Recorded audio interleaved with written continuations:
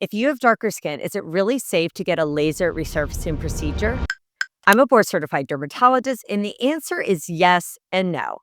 I'm Dr. Mina. Welcome to my channel, The Skin Reel, where I give people real information and education so that they can make informed decisions about their skin health.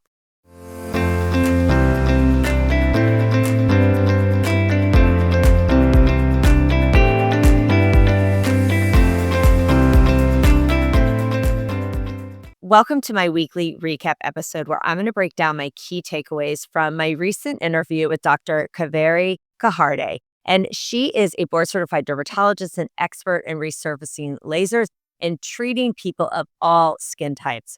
If you want to hear the full episode, stick around to the end of this short video and I will link it for you. All right, so now you have probably heard this term resurfacing laser, but you may not know what it really is or what it really means. And there's so many lasers out there, even I have a hard time keeping track of them. So don't worry, we're going to break it down today in this episode.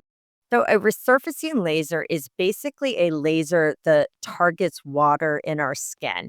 And it targets water in our skin to basically vaporize channels in the skin if it's a fractionated laser, which most of the technology today is. And you create these little vaporized channels in the skin from the top down into the upper dermis. And the goal is to basically stimulate collagen by causing this thermal injury. And this whole process does create heat in the skin when using these devices. And for a long time, and I know in my training, I really was paranoid and afraid of doing these treatments on people with darker skin because there are some very real risk that can occur with these devices. And I've seen them. I've seen patients come in having these procedures elsewhere, and they're coming to me with these complications and side effects. So it does happen. But the good news is these lasers can be done safely in people of all skin types. So, when do we usually use resurfacing lasers? Typically, these lasers are for people who are looking to boost collagen, but you don't necessarily come in to your dermatologist saying, I want to boost collagen, or maybe you do, but a lot of times people will come in because they have a scar they want to address. Maybe they have more prominent pores than they'd like, or they have some texture irregularities that they want to even out. Or they could be coming because they have a lot of precancers or they've had a lot of skin cancers and they're looking for ways to reduce that number or volume. Laser resurfacing can work for all of these different things. And the good news is that it's not just for people who have less melanin or lighter skin, that we can safely use these devices in all skin types.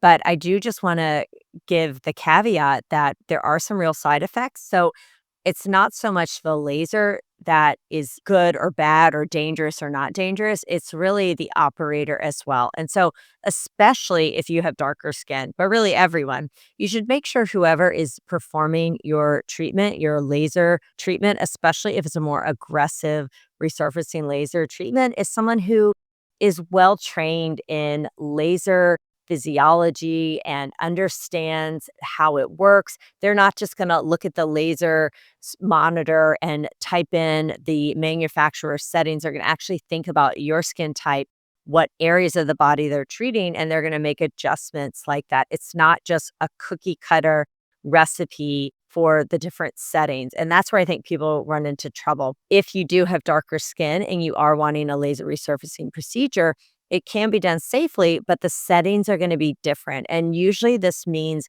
lowering the density of those vaporized channels. So instead of having a ton of little tiny channels all together, you're going to space those out a little bit more and decrease the density. And that is really how you get safe treatments. And you may also lower the energy as well. But certainly there are some parameters that you want to adjust depending on your skin type and how likely you are to hyperpigment. And also, you need to consider what areas of the body you're treating. We don't usually talk about this. I don't think people understand that there is a difference. So, the face is a common area that we treat, and it does really well because it has a lot of what we call pilosebaceous units, which are basically hair follicles and oil glands. And that is actually how the scales in our skin regenerate.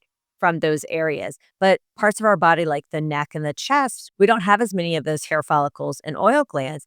And so it is important to amend or decrease your settings when treating those areas because there is a real risk of scarring here if you are using too intense treatment settings when you're having your procedure done. So those are just some important caveats to remember, that it's not just a cookie cutter plug and play, that your laser operator, your dermatologist, whoever's doing the procedure really actually understands this, understands that different parts of the body need to be treated differently, and also different skin types need to be treated differently. There's a variety of intensity with laser resurfacing. There's some procedures that you need to go back for multiple times to really see the benefits. The perk with that is that there's really less downtime. A lot of times you can go back to doing your day-to-day stuff pretty quickly, and your skin looks and feels like your normal skin pretty quickly. And then they're more intense resurfacing, especially if you're not doing the fractionated form and you're just removing that whole top layer of skin. The downtime can be really significant with those. So there is some variability with that. But in general, for most people, even with more aggressive settings, you can still have your makeup on, you can do your normal activities within 7 days. So that's just something that is going to be dependent on the intensity of your treatment and what laser you're actually having done. So discuss that with your dermatologist or whoever's doing your laser procedure. Now, one of the biggest concerns with intense laser treatments for people who have skin of color is that you can get hyperpigmentation. This is where you get dark spots that occur mostly because of the heat of the treatment. That heat can cause inflammation and it can trigger pigmentation. So this can happen with things from pimples, bug bites, scarring, but it can be amplified with laser resurfacing when the settings are too high. But even more worrisome to me than dark spots on the skin, because those will lighten with time, and we can use bleaching creams and lightening agents or chemical peels, or even more laser just at a lower setting to help remove that. But what really worries me in skin of color having resurfacing lasers is when I see white spots. And I'm talking white, white, not just lighter skin, but white. And that means that the pigment is gone. If you've ever had a scar and it turns white, it's because you no longer have melanocytes in that area. And it's really, I don't want to say impossible, but pretty darn close to impossible to getting a scar that is truly depigmented, meaning no pigment, to lighten up and have pigment again. So that really to me is much more concerning than hyperpigmentation, which can happen from the heat. So just a heads up on that. Other complications with lasers, you can get bacterial, fungal, or viral infections that can occur. You can have swelling after the treatment. And if the settings are too high, it actually can lead to scarring. So these are not common, especially if you're seeing someone well trained who knows what they're doing.